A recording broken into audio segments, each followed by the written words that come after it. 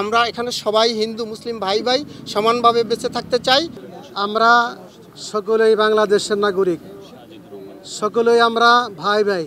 আমরা একটা স্পর্শকাতর অবস্থার মধ্যে আছি, তাহলে আমাদের ঐক্যবদ্ধ থাকতে হবে। Double million offer Walton fridge কিনে পেতে পারেন 20 লক্ষ টাকা, রয়েছে কোটি কোটি টাকার নিশ্চিত উপহার। আজকের আমরা দীর্ঘ সময় ধরে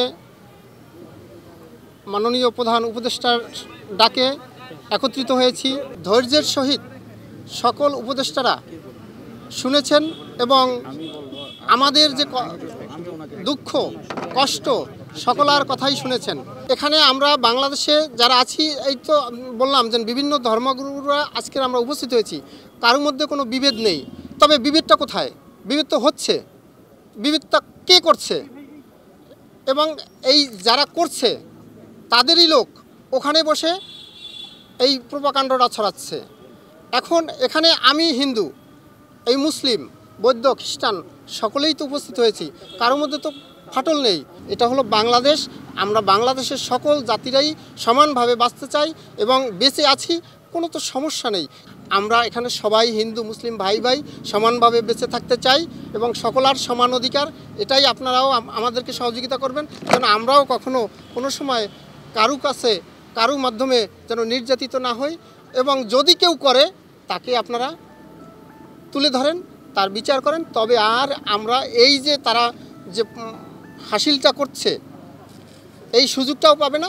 আমরা সকলেই বাংলাদেশের নাগরিক, সকলেই আমরা ভাই ভাই। কোরআনের আলোকে প্রমাণ যে সমস্ত মানব জাতি আদম সন্তান, এই হিসাবে আমরা ভাই ভাই। এই হিসাবে সাম্প্রদায়িক সম্প্রীতি বজায় রাখা প্রত্যেক নাগরিকের জন্য কর্তব্য আমরা বিশ্বাস করি। এবং বেশ কয়েকজন অমুসলিম ভাই আজকে স্বীকার করেছেন বাংলাদেশে সংখ্যালঘু নির্যাতন হচ্ছে না, বাংলাদেশে সাম্প্রদায়িক সম্প্রীতি আছে। সাম্প্রদায়িক সম্প্রীতি নাই পাশের দেশে, সেখানে অনেক মসজিদকে শহীদ করা হয়েছে। আমাদের বাংলাদেশে একজন মুসলিমকে অমুসলিম কর্তৃক নির্মমভাবে প্রকাশ্যে দিবালোকে হত্যা করার পরে বাংলাদেশ শান্ত, কোনো দাঙ্গা হয় নাই। আমরা সকলেই দেশের স্বার্থে ঐক্যবদ্ধ আছি, সকলে মিলে দেশের বিরুদ্ধে যারাই ষড়যন্ত্র করবে তাদেরকে ঐক্যবদ্ধভাবে কঠিন হস্তে দমন করব ইনশাআল্লাহ। যে এই মুহূর্তে আমাদের বাংলাদেশ একটা কঠিন সময়, আমরা একটা স্পর্শকাতর অবস্থার মধ্যে আছি, তাহলে আমাদের ঐক্যবদ্ধ থাকতে হবে। এটা আমাদের প্রধান কথা, আমাদের ঐক্যবদ্ধ থাকতে হবে।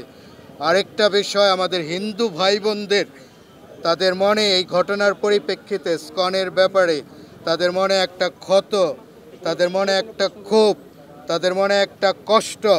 তাহলে আমরা প্রধান উপদেষ্টাকে বলেছি যে আমাদের এই ক্ষোভটাকে নিরসন করতে হবে, নিরাময় করতে হবে। এলো খবরের কাগজ, নিখাত, নির্ভীক, নিরপেক্ষ।